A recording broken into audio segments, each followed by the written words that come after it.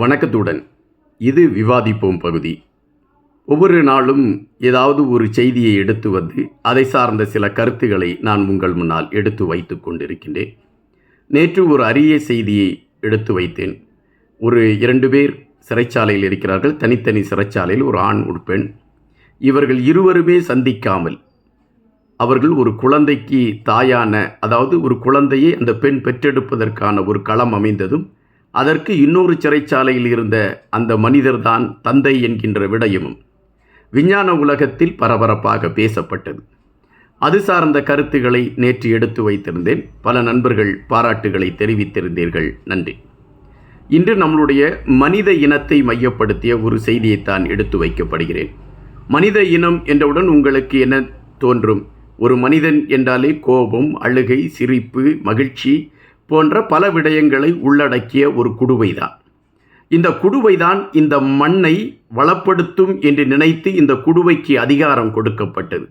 ஆனால் இந்த குடுவை இந்த மண்ணை வளப்படுத்துவதற்கு பதிலாக இந்த மண்ணில் இருக்கக்கூடிய அனைத்தையும் அழிப்பதற்கான களங்களை எடுத்துக்கொண்டிருக்கிறது. அதனால்தான் இயற்கையின் சீற்றங்கள் இன்று பல பாடங்களை எழுதி கொண்டிருக்கிறது என்பதுதான் நம் மனக்கண் முன்னால் தோன்றும். நாம் இன்று வாழ்வதற்கு யார் காரணம்? இந்த கேள்விக்குள் நாம் செல்ல வேண்டிய ஒரு கட்டாயம் இருக்கிறது. இதுவரை விஞ்ஞானிகள் பல ஆய்வுகளை செய்திருக்கிறார்கள். அப்படி செய்யப்பட்ட பல ஆய்வுகளில் மனித இனம் எப்படி தோன்றியது, அதன் உருவாக்கம் எங்கிருந்து வந்திருக்கக்கூடும் என்கின்ற பல செய்திகளை அவர்கள் தொடர்ச்சியாகவே ஆய்வுகளின் அடிப்படையில் அவர்களுக்கு கிடைத்த புதைபொருள் பரிமாணங்களின் அடிப்படையில் எடுத்து வைத்த அந்த படிமங்களின் அடிப்படையில் எடுத்து வைத்தார்கள். இது தொடர்ச்சியாக நடந்து கொண்டிருக்கக்கூடிய சூழலிலே மனிதன் எங்கு முதலாக தோன்றியிருப்பான் என்கின்ற கேள்விக்கு ஆப்பிரிக்காவைத்தான் மையமாக சொல்கின்றார்கள். ஐயா, பலர் இதை குறித்து பேசுகின்ற பொழுது ஆப்பிரிக்காவில் மனிதன் தோன்றினான் என்பதற்கு என்ன களம் இருக்கிறது என்கின்ற பொழுது மதன் அவர்கள் எழுதியிருக்கக்கூடிய ஒரு ஆய்வு நூல் உண்டு. எழுத்தாளர் மதன், அவர் ஒரு பிரபலமான எழுத்தாளர். அவர் எழுதியிருக்கக்கூடிய அந்த ஆய்வு நூலில் ஒரு கருத்தை பதிவிட்டிருப்பார். விஞ்ஞானிகள் ஒரு குறிப்பிட்ட ஆப்பிரிக்கா அந்த பகுதியிலே ஒரு குறிப்பிட்ட இடத்திலே அவர்கள் ஒரு கடற்கரை பகுதியிலே ஒரு மலையை பார்க்கின்றார்கள். அந்த மலையிலே ஒரு கால் தடத்தை பார்க்கிறார்கள். இந்த கால் தடம் யாருடைய கால் தடம் என்று அவர்கள் சிந்திக்கின்றார்கள். அதற்கான ஆய்வுகள் மேற்கொள்ளப்படுகிறது.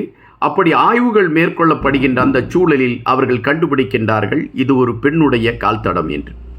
அந்த பெண் ஒரு கருப்பு நீக்ரோ பெண் என்பது மட்டும் உறுதி செய்யப்படுகிறது. உலகத்தில் முதலாக தோன்றியது அந்த பெண்ணாகத்தான் இருக்கும் என்பதுதான் ஆய்வாளர்கள் முடிவு செய்திருக்கக்கூடிய விடயம். காரணம், அதற்கு முன்பு யாராவது இருந்தார்களா என்பதற்கான பதிவுகள் கண்டுபிடிக்கப்படவில்லை என்பதுதான் செய்தி. இது ஒரு மனித இனத்தின் தோற்றத்தை மையப்படுத்திய கருத்து என்று எடுத்துக்கொள்ளலாம். ஆனால் இன்று மனித இனம் தொடர்ச்சியாக வாழ்ந்து கொண்டு இருப்பதற்கு காரணம் நியாண்டர்தால் என்கின்ற மனித இனம்தான் காரணம் என்று குறிப்பிடுகின்றார்கள். எப்படி இந்த நியாண்டர்தால் என்கின்ற மனித இனம் காரணமாக இருக்கிறது என்கின்ற பொழுது, ஆப்பிரிக்காவில் வாழ்ந்து கொண்டிருந்த ஹோமோசேபியன்ஸ்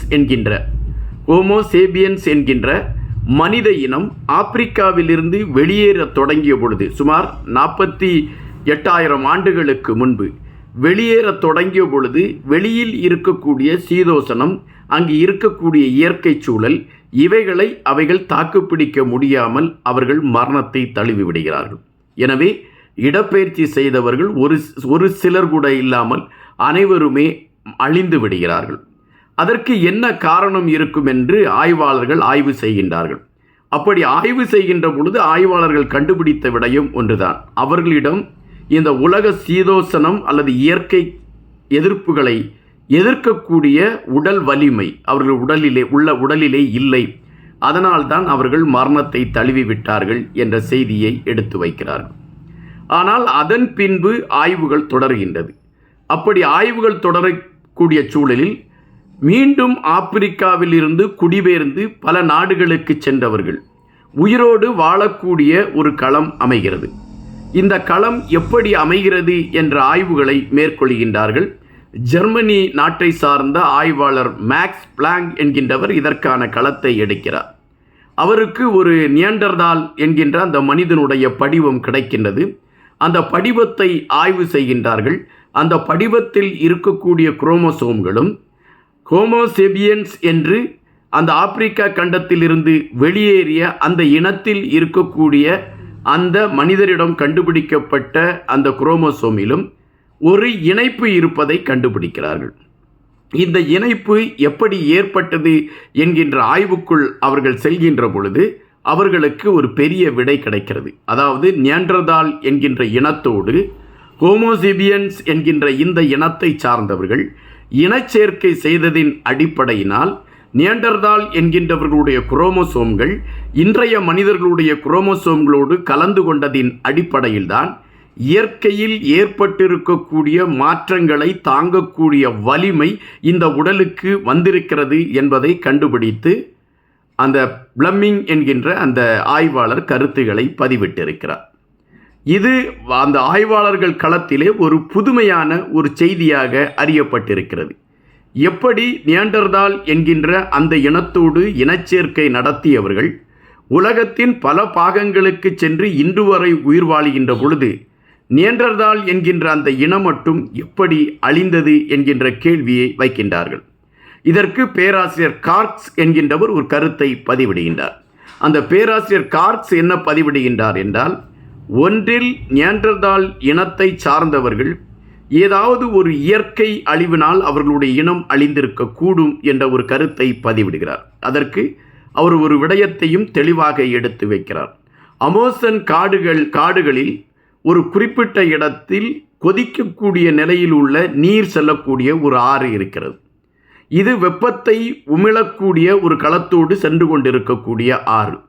இதுபோன்று ஏதாவது வெப்பம் சார்ந்த விடயங்களினால் நியாண்டர்தால் என்கின்ற இந்த இனம் அழிக்கப்பட்டிருக்க வேண்டும் என்ற கருத்தை தான் பேராசிரியர் கார்க்ஸ் எடுத்து வைக்கிறார்.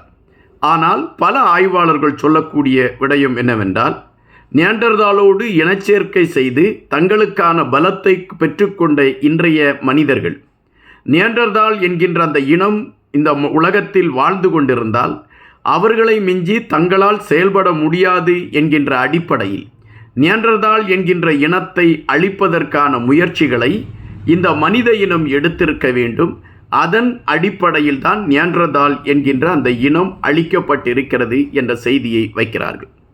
ஆனால் தற்பொழுது கிடைத்திருக்கக்கூடிய செய்திகளின் அடிப்படையில் நியாண்டர்தால் என்கின்ற அந்த இனம் இல்லை என்றால் இன்றைய மனிதன் வாழ்ந்திருப்பதற்கான ஒரு களமே அமைந்திருக்காது. காரணம், அவர்களுடைய குரோமோசோம்கள் தான் இன்றைய மனிதர்களை வாழ வைத்து கொண்டு இருக்கிறது என்கின்ற பதிவை இன்று ஆராய்ச்சியாளர்கள் வைத்து கொண்டு இருக்கின்றார்கள். அப்படி என்றால் நாம் யாருக்கு நன்றி சொல்ல வேண்டும்? நியாண்டர்தால் என்கின்ற அந்த மனிதனுக்குத்தானே நாம் நன்றி சொல்ல வேண்டும். ஆனால் நாம் இன்னும் உலகத்தை அழித்து கொண்டிருக்கின்றோம். இயற்கையின் பெரும் இடங்களையெல்லாம் நாம் அழித்து நமக்கானதாக மாற்றிக்கொண்டிருக்கின்றோம். பல உயிரினங்கள் நம்மை விட்டு இந்த பிரபஞ்சத்தை விட்டு அகன்று கொண்டிருக்கிறது. அதன் பின்னணியில் மனித இனத்தின் சுயநலம் மட்டுமே தெரிந்து கொண்டிருக்கிறது என்பதுதான் நிஜம். காத்திருங்கள், இன்னும் இதுபோன்ற தேடல்களோடு உங்களை தினமும் சந்திக்கின்றேன். நன்றியுடன் இன்பா.